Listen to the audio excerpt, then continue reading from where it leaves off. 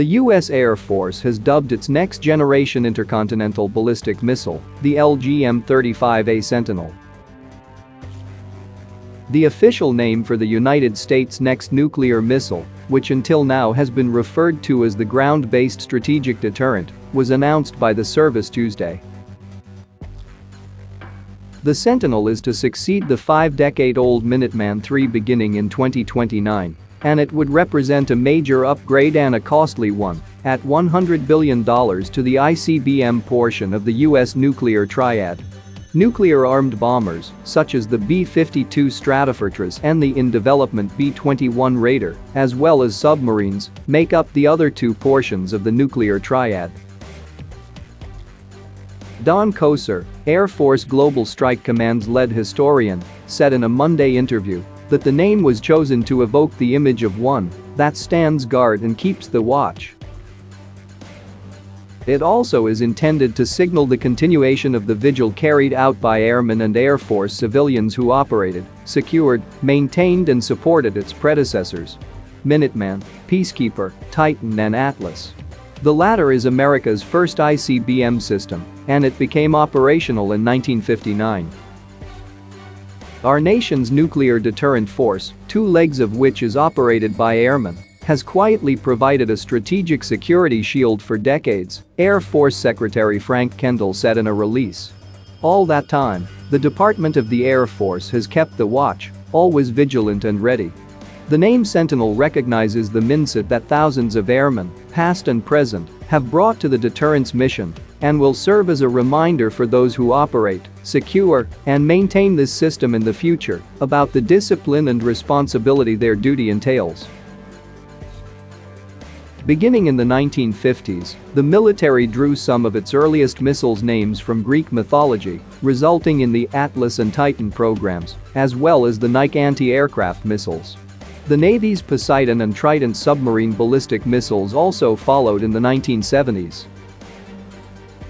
The Air Force shifted gears in the early 1960s and looked to American history for inspiration when it named the first in the series of Minuteman missiles after the colonial-era militiamen who were ready to rapidly respond to danger at all times. Koser said the Air Force hoped such a name would be more relatable to the American public. In 1986, the Air Force fielded the 4-stage Peacekeeper missile, capable of delivering multiple nuclear warheads on different targets using multiple independently targeted re-entry vehicles. Those weapons were deactivated in 2005.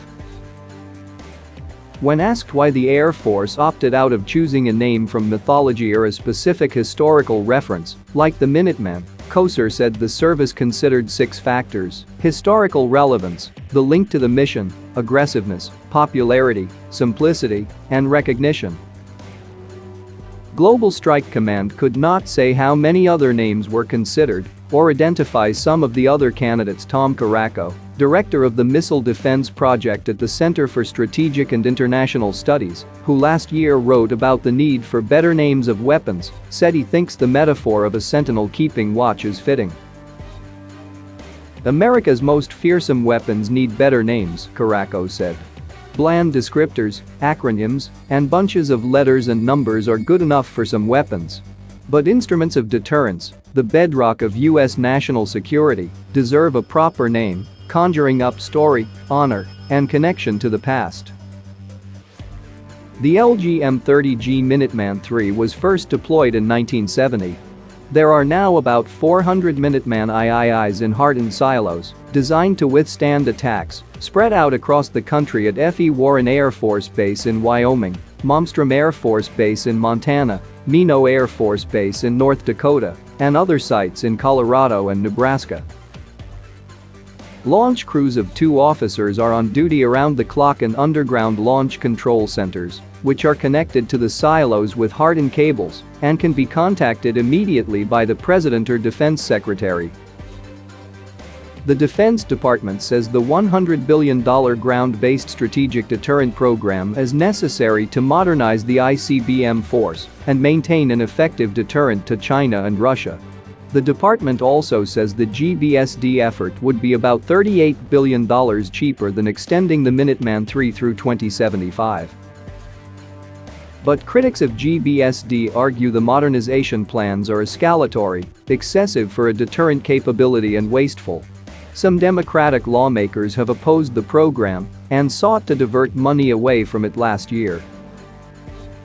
Northrop Grumman received a $13.3 billion contract in 2020 to develop the GBSD, and it opened a $1.4 billion facility in Colorado Springs, Colorado, last August to work on it and other strategic weapons programs.